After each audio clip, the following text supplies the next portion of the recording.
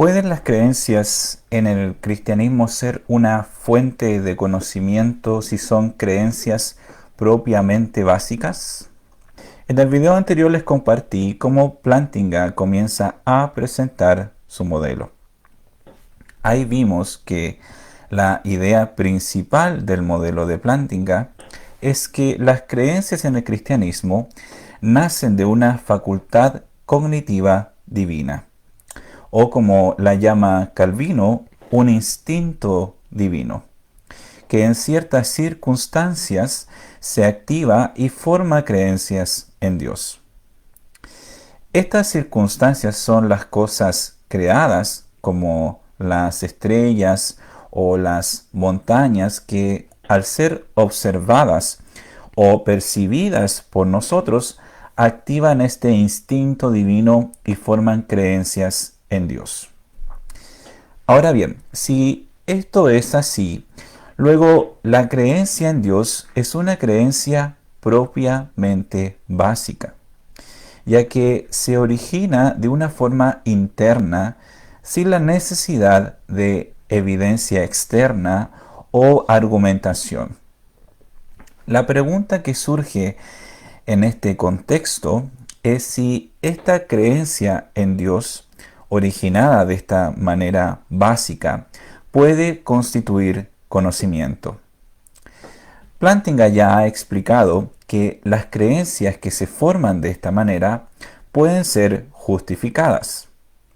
Es decir, una creencia propiamente básica puede ser racional y justificada.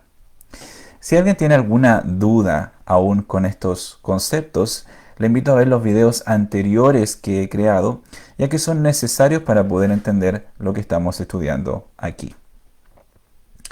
Ahora, Plantinga quiere ir más allá y decir que las creencias en el cristianismo, que han sido formadas de esta manera básica, no solo son racionales y justificadas, sino que constituyen conocimiento. Es decir, la creencia en el cristianismo no es solo una creencia justificada, sino que es una fuente de conocimiento de nuestra realidad. Entonces Plantinga ahora comienza a explicar cómo esto puede ser. Lo primero que él nos enseña es que si la creencia en el cristianismo es falsa y originada de esta manera básica, probablemente no pueda ser conocimiento. Si la creencia en el cristianismo es falsa, probablemente no pueda constituir conocimiento, no pueda ser una fuente de conocimiento. ¿Por qué? Porque si el cristianismo es falso, luego Dios no existe. Y los procesos cognitivos que originaron esta creencia no apuntarían a la verdad. Lo vuelvo a repetir. Porque si el cristianismo es falso, luego Dios no existe. Y los procesos cognitivos que originaron esta creencia no apuntarían a la verdad. ¿Por qué?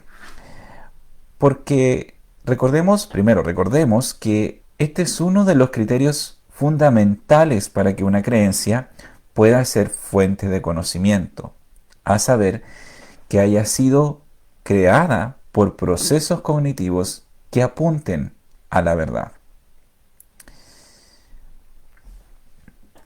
Ahora bien, sin embargo, debemos notar que una creencia puede cumplir todos los requisitos. Esto lo dice Plantinga, que una creencia puede cumplir todos los requisitos para ser una fuente de conocimiento, pero al final ser falsa. Por ejemplo, al ver a la distancia una cabra en una montaña, erróneamente podríamos pensar que tiene cuernos. Pero al verla además cerca, nos damos cuenta que esa creencia era falsa. Ahora, esta creencia fue producida por procesos cognitivos que apuntaron a la verdad. Solo que en este caso, debido a las circunstancias, produjeron una creencia falsa. Aunque la creencia fue falsa, tiene un cierto grado de warrant, que es la palabra que Plantinga usa para decir que una creencia puede ser fuente de conocimiento. La palabra warrant. Porque fue producida, la creencia anterior, fue producida por procesos cognitivos que estaban funcionando correctamente, que ese es otro de los criterios para que una creencia pueda tener warrant. También esta creencia, también estos procesos cognitivos estaban en un ambiente correcto y también apuntaron hacia la verdad. Que esos son básicamente los criterios para que una creencia tenga warrant o pueda ser fuente de conocimiento.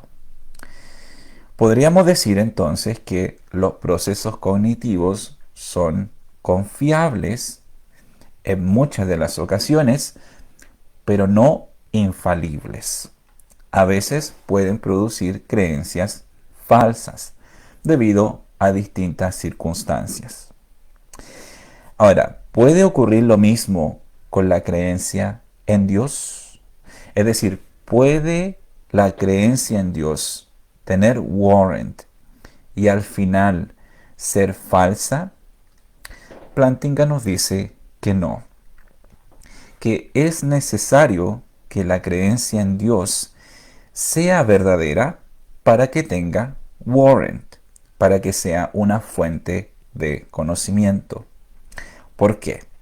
Porque si Dios no existe, nuestros procesos cognitivos no apuntarían hacia la verdad. Y una vez más, recordemos que ese es uno de los principales criterios para que una creencia sea fuente de conocimiento, que haya sido originada por procesos cognitivos que apunten hacia la verdad. Pero si Dios no existe, nuestros procesos cognitivos fueron creados para ayudarnos a sobrevivir en el mundo, no para decirnos verdades acerca del mundo. Si Dios no existe, nuestro único propósito es procrear y sobrevivir. Por lo tanto, la función de nuestros procesos cognitivos no sería decirnos verdades acerca del mundo, sino que su función sería ayudarnos a procrear y a sobrevivir mejor. Por otro lado, si el cristianismo es verdad, si Dios existe y Él nos ha creado a su imagen, y por lo tanto también nos ha creado, si el cristianismo es verdad y Él nos ha creado a su imagen, Él nos ha creado con la capacidad de saber cosas acerca de Él, con la capacidad de tener conocimiento. En otras palabras, si Dios existe, nuestros procesos cognitivos o mecanismos cognitivos fueron creados por Dios para que sepamos verdades acerca de Él, para que podamos conocerle. Han sido creados con el propósito de ayudarnos a descubrir verdades acerca de Él y del mundo que Él creó. Por lo tanto, para que las creencias en el cristianismo puedan ser fuente de conocimiento, es necesario que estas creencias sean verdades. Ahora bien, alguien todavía podría argumentar, de acuerdo a Plantinga, que esto no es certero, que nuestras facultades pueden funcionar de forma incorrecta y producir la creencia en Dios de igual manera, y por eso no ser fuente de conocimiento. Esto es, por supuesto, de acuerdo a Plantinga, una probabilidad, y nada más que eso. Sin embargo, de acuerdo a lo que él ha estado argumentando, la probabilidad de que las creencias en el cristianismo tengan warrant, dado que el cristianismo es verdad, es mucho más alta. Plantinga nos invita a concluir lo siguiente. La pregunta de que si el cristianismo es racional o no, o si es una fuente de conocimiento verídica de la realidad o no, depende de nuestra cosmovisión. Esta es una idea súper importante y la voy a repetir. La pregunta que si el cristianismo es racional o no, o si es una fuente de conocimiento verídica de la realidad o no, depende de nuestra cosmovisión.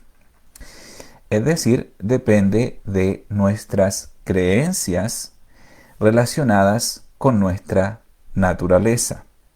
Depende de qué creemos acerca de la clase de seres humanos que somos. Por ejemplo, si creemos que somos la creación de un Dios que nos creó a su imagen y que por esta razón tenemos una disposición natural a creer en Él, probablemente no pensemos que la creencia en Dios sea el producto de un mal funcionamiento de nuestras facultades cognitivas, o que estas facultades cognitivas no apunten a la verdad. Por otro lado, si creemos que Dios no existe, que somos el producto de la evolución y que fuimos creados solo por procesos físicos, es muy probable que pensemos que la creencia en Dios sea una ilusión, que nos ayuda a sobrevivir mejor en este mundo peligroso y cruel.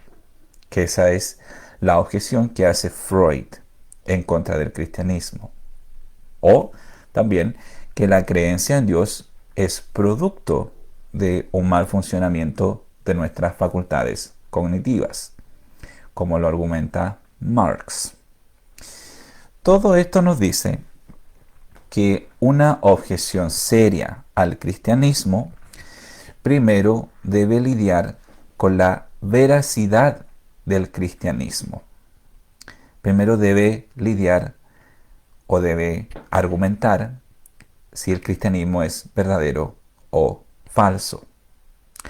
En otras palabras, la persona que objeta en contra del cristianismo primero nos debe decir si el cristianismo es verdadero o falso.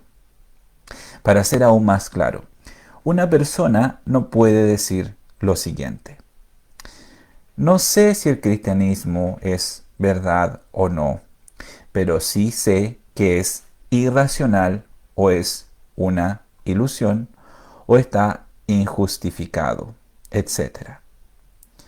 Una persona no puede argumentar de esa manera, de acuerdo a Plantinga. No puede decir, yo no sé si el cristianismo es verdad o falso, pero sí sé que es irracional o que es una ilusión.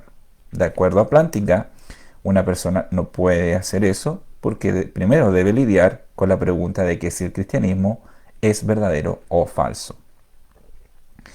Ya que para poder decidir si el cristianismo es irracional o injustificado, primero se debe comprobar que sea falso.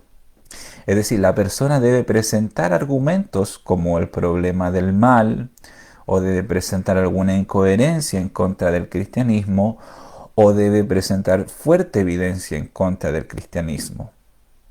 Es decir, debe lidiar con la verdad del cristianismo primero si ha de atacar su irracionalidad. Bien, espero que este contenido que les he compartido les haya sido de bendición y a lo mejor hayan aprendido algo nuevo de cómo defender nuestra fe. Así que eso sería lo que les quiero compartir y nos estamos viendo en otro video. Que el Señor los bendiga.